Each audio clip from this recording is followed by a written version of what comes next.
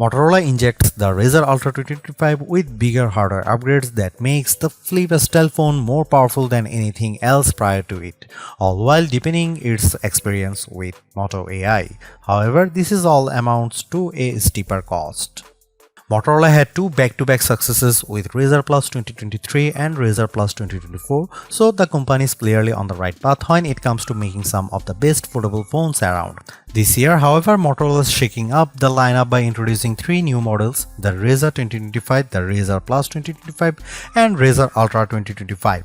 The Plus is no longer the premier flagship model in the lineup, as the new Razr Ultra 2025 now occupies that top position, boasting a more powerful chipset, a bigger battery, more storage and RAM, a larger main display, Moto AI features out of the box, and more. However, it commands a higher cost that catapults it into flagship territory alongside phones like the iPhone 16 Pro Max and Galaxy S25 Ultra. That's why I want to explain what kind of value this new ultra foldable offers despite costing more with my Motorola Razr Ultra review. With the new moniker, it's no surprise that the Ultra ups the ante with its higher $1,299 starting cost. That's a premium $300 over the Razr Plus 2024 and puts the Razr Ultra firmly into the flagship phone category. I won't say yet if the higher price point is valid, but just know that it has double the storage of the Plus at 512GB, more RAM, a bigger 4700 mAh battery, a premium chipset, and faster charging speeds. Additionally, it's really nice that you have more color options to choose from this time. You get a choice between Pantone Rio Red, Pantone Mountain Trail, Pantone Cabaret, and Pantone Scarab. I have got the latter, which features a suede-like Alcantara finish. While some would argue this is the most premium option of the bunch, I prefer the Pantone Mountain Trail version with its wooden finish. Motorola hasn't made any drastic changes with the design of the Razr Ultra 2025 since it bears many of the same design aesthetics as last year's Razr Plus 2024. For a flip-style phone, it's still a charming design with its thin construction, although it's a touch thicker, wider, and heavier than its sibling in the Razr Plus 2025. The hinge, too, feels more substantial because it's reinforced with titanium. In addition to the gapless design as before, the crease in the middle of the display isn't as deep as before, even if it's still visible at just the right angle. More importantly, I really like the snappier response of the hinge, which is not as stiff as last year's Razr Plus 2024. For a phone that folds, it still feels incredibly sturdy, which is backed up by its IP48 rated construction, but I'm not confident that the Alcantara will hold up as well as some of other finishes.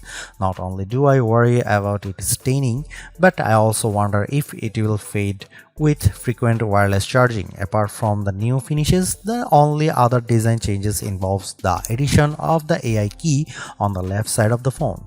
While the design remains largely unchanged, the new hinge design and additional finishes continue to make it charming amongst foldables. I wasn't a fan of the switch Motorola made with the Razr Plus 2024 since it dropped the ultra-wide camera in favor of a telephoto one with 2x optical zoom, but I'm glad that Motorola has gone back to that setup with the dual camera setup on the Razr Ultra 2025, which consists of a 50 megapixel main camera paired with a 50 megapixel ultra-wide camera. Flip phones such as this are meant for vlogging, so ultra-wide cameras are valued for this exact reason when it's paired with the outer screen for recording video. While there is an upgraded 50 megapixel selfie camera embedded into the main display, I still love being able to use the better rear cameras paired with the outer screen. This makes selfies and vlogging much easier. Content creators will enjoy the number of camera modes available with the Razr Ultra 2025, including new additions like group shot, which basically takes a burst of images and blends the best faces for the picture perfect shot. As much as I like using Pro mode to tweak the camera settings to my liking, it's only for photos and not videos. Plus, it's missing a portrait video mode that other similar priced phones offers. Here are some camera samples of the Motorola Razr Ultra 2025.